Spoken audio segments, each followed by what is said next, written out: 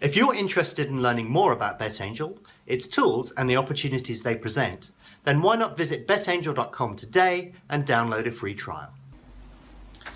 So I have a sheet here. I have to thank Liam, who posted on the forum, and he does every year with all of this data. I do collect this data, but I'm not as organised as our forum members, it would appear, because I never seem to have the time to organise and sort it properly and all of that. So I am incredibly grateful to all the forum members that post up data, information, spreadsheets, all of these things that help me and others analyse what's going on with the market. But I thought it would be interesting to talk you through some of the figures. I've had to put them on a spreadsheet here because I can't possibly remember all of this. So I apologise if I'm glancing away from you repeatedly as I discuss this. But there are loads of information contained in it. Basically what we've got here is a load of data on every single market traded and the amount it turned over. There is more data behind that, but just the top line turnover figures can tell you a lot and are quite interesting in terms of the way that they describe what's going on in the markets. But if we start at the top level, if I take basically the data, I've got data going back to 2004, but this data is from 2007 to 2016. So we've got 9 years worth of data here.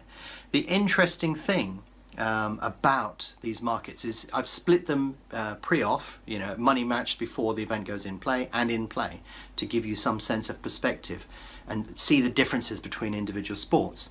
But have a guess what the biggest sport is on Betfair. Have a guess. And the winner is horse racing. And you know, this goes back years ago from when I got interested in trading different markets. I didn't trade horse racing to start with, but the thing that went whoop, whoop, whoop in front of my eyes was just the enormous amount of turnover that you see on racing.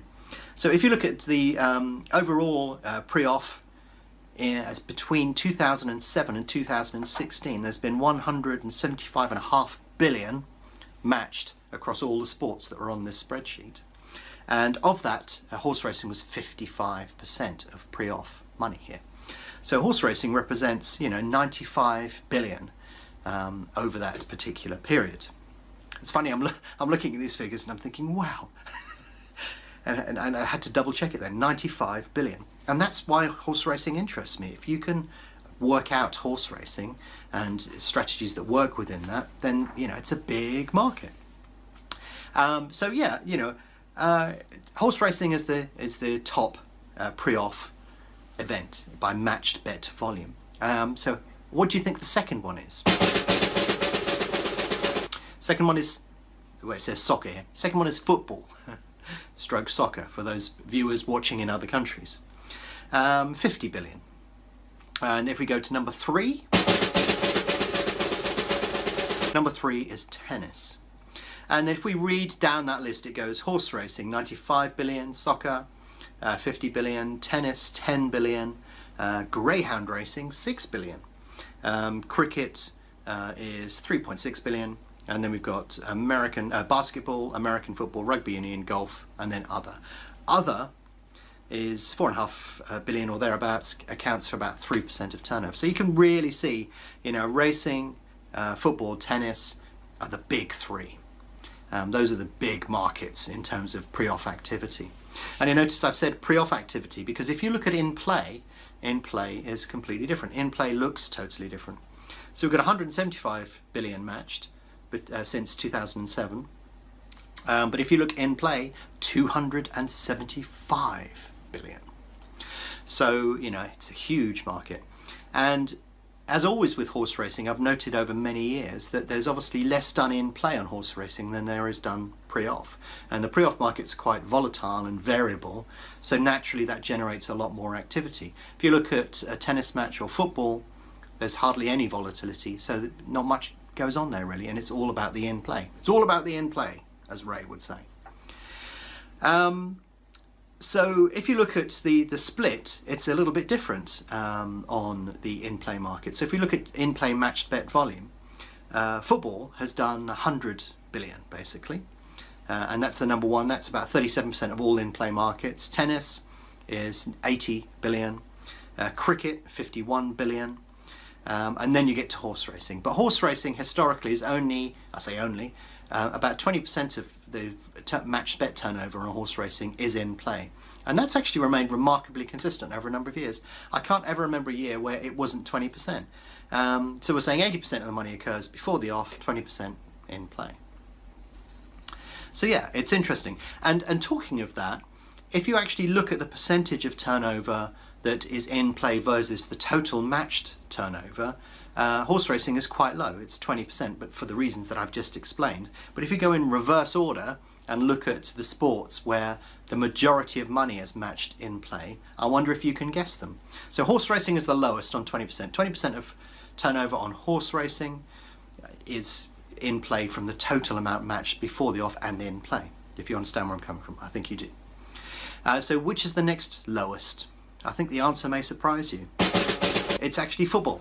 So football, 67% of the money is matched in play versus pre-off. So you can see 2/3 of the money comes in play, 1/3 before the match has started.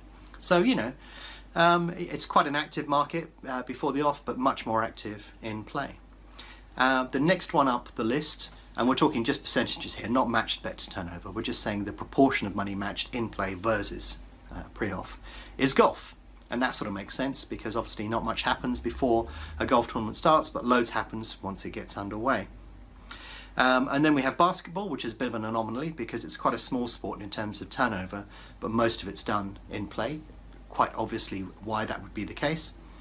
And then we get to the biggies. And number 2, I wonder if you can guess the number 1 and number 2 sports for the amount of turnover done in play versus before the off.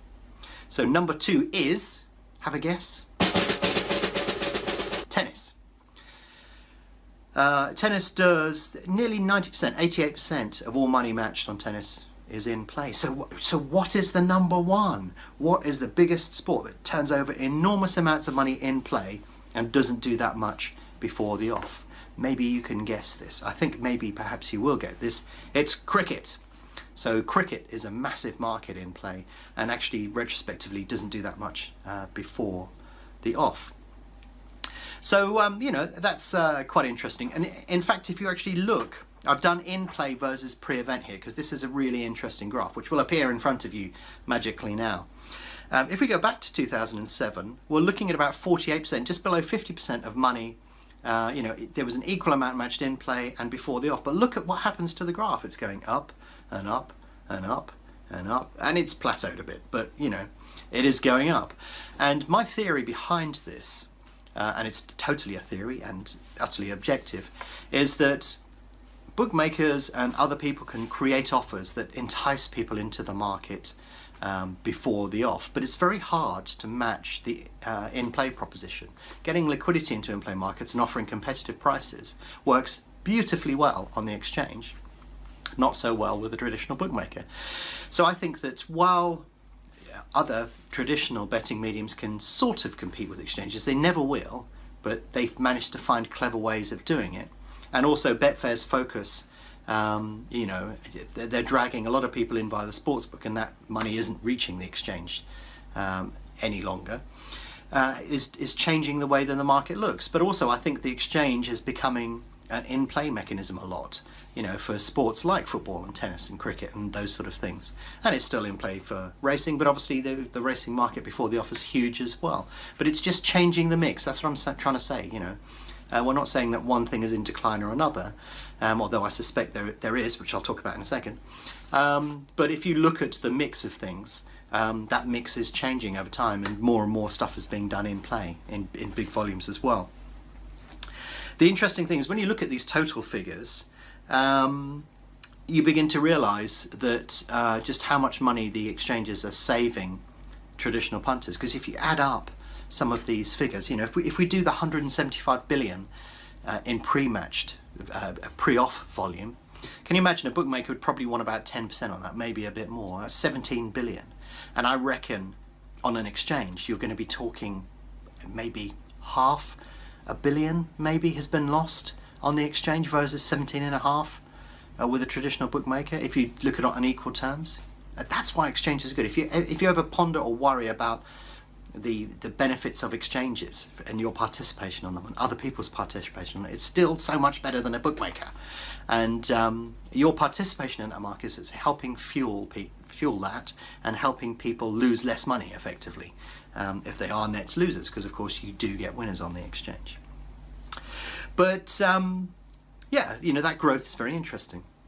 If you break it down to individual levels, we can look at the amount of in-play turnover on individual sports, and if you look at how that's changed, it's quite an interesting picture is developing, because if you look at in-play on football, stroke soccer, as it will say on the graph, because that's the way it comes out, the amount of money that's being bet in play on football has increased by nearly 3 billion between 2011 and 2016, so over the last 5 years. If you look at cricket, that's increased by how much is that? Yeah, 7.6 billion.